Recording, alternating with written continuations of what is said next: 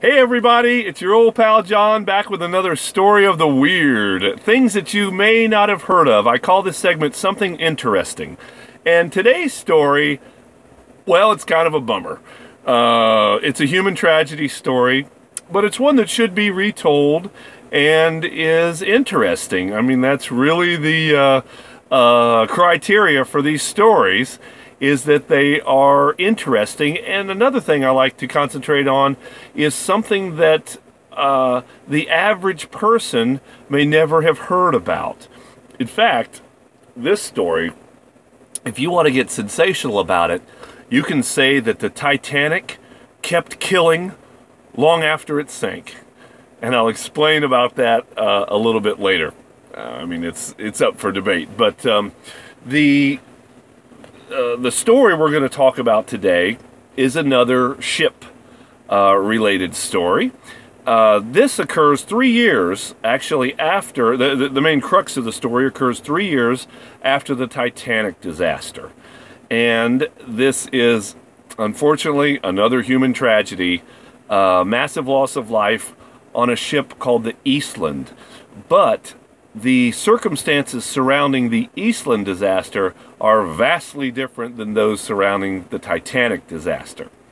The Eastland was a ship that was commissioned in 1903, long before Titanic was even really thought of, and long before the first rivet was laid of Titanic.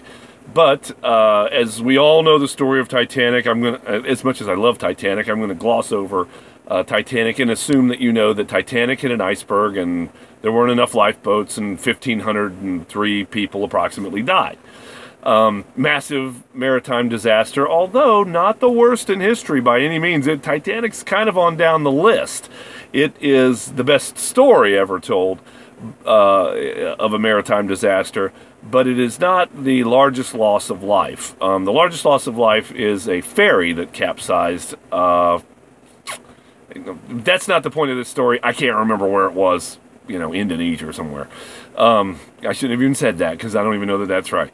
But anyway, the Eastland disaster occurred 3 years after Titanic. When Eastland was launched in 1903, there were already problems with it. This ship was top-heavy, and that's not good when you're talking about ships, considering that a ship's list, which is how far it leans one way or another, up to 15 degrees as an average can be fatal to the ship. If it lists past a certain amount, the way that physics work is it cannot be righted with weight at the bottom of the ship. It varies from ship to ship, obviously, but we'll say 15 degrees for the sake of argument. So it gets going a little too far, and it becomes an exponential problem, and ships will fall over, and that's not good when you're on board said ship. But the Eastland, the circumstances surrounding the Eastland were such that it was, nobody really fully understood how this happened, and it is a little bit of a mystery, but a huge human tragedy and loss of life nonetheless. So let me explain what happened. The Westinghouse Company had offices, had a manufacturing and offices plant in Chicago, and the Eastland had been turned into a tour boat. The Eastland was a large boat, 265 feet long. I mean, it's a, kind of an ocean liner of its two-stacker, a little under 2,000 tons. So big ship.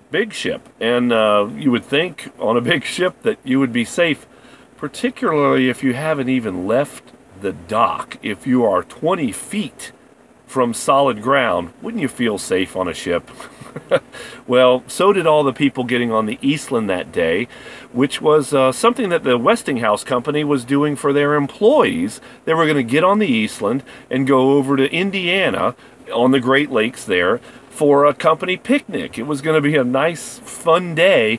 And for a lot of these workers, many of whom were Czech immigrants, I think a quarter of the people or more killed on the Eastland were Czech immigrants. They didn't get a lot of time off. So this was a big day.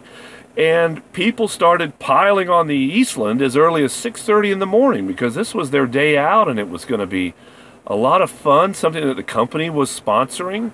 And so 2,500 people, but in a few hours started getting on board the Eastland. They were all on board the Eastland. And actually, as they were loading, the Eastland started listing a little bit towards the dock.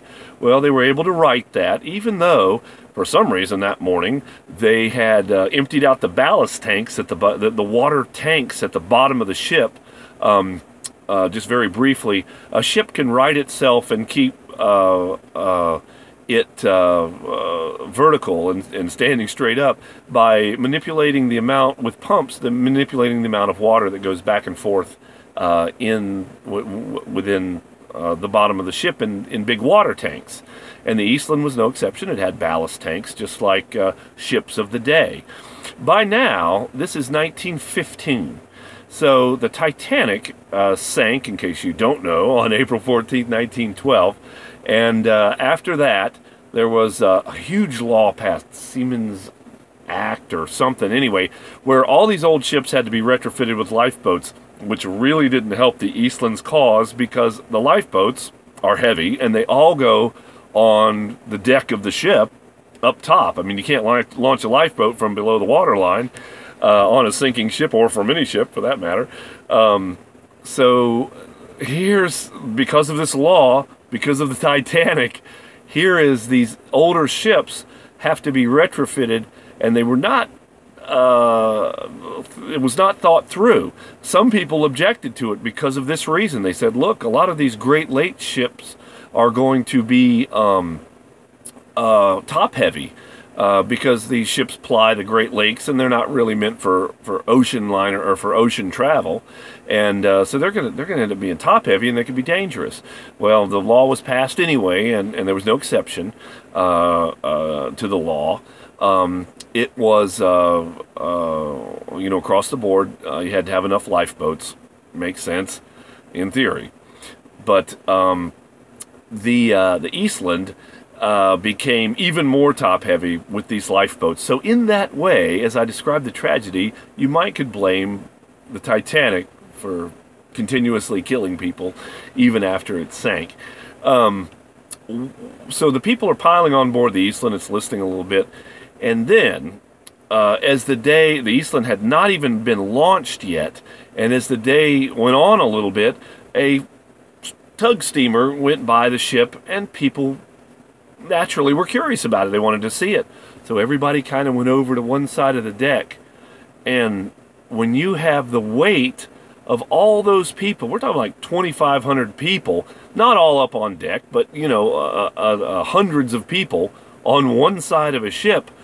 This ship started listing, and it kept listing despite the frantic efforts of the captain to try and right it. And the Eastland flopped over right there at the dock, killing 844 people. 844 people were killed on a ship that had never even left the dock, and because of a company picnic. So I think I'm going to call this video the worst company picnic ever. Sorry, Westinghouse, but that was bad. And so 844 people died in various ways. There were people below decks. The ship was entirely open to the people, so they were trapped below decks and drowned.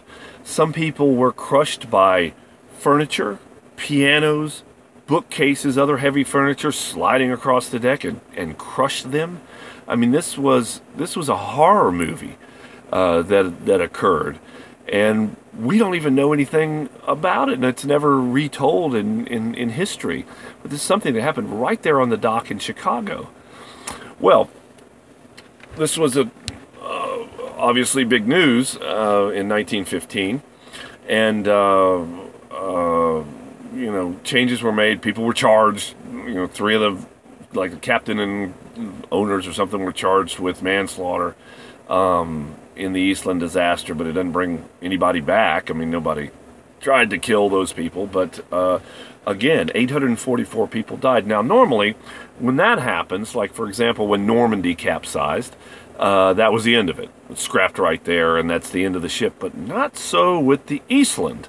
The Eastland was salvaged, righted and salvaged, and it was obviously not a popular tour boat anymore. I don't think you're going to sell many tickets to the Eastland in 1916, a year after so many people died on board. So it was sold to the United States Navy, and the Eastland was outfitted as a gunboat, and it served in World War I and World War II.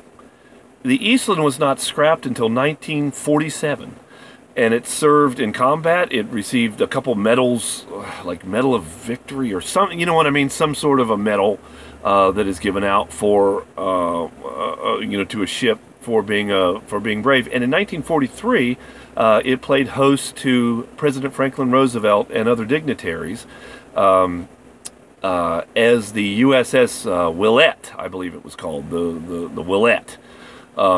Correct me if I am wrong on that. It's something like that, Willette. It was renamed, but the Eastland that had killed so many people was that wasn't the end of it. There's also rumors, unsubstantiated rumors, that while being used as a gunboat, a young Jack Benny received training on board the Willette, on board the Eastland. So, anyway, that was the story of a ship. Excuse me, a ship that you could argue the Titanic kept killing, and a ship disaster that has been pretty much lost to history, but because of its unusual nature, it just doesn't have quite the same cash as a ship out in the ocean that sinking right at the dock and killing all those people is tragic, but it is something interesting, and so that's why I chose to include the Eastland disaster of 1915 in this video series.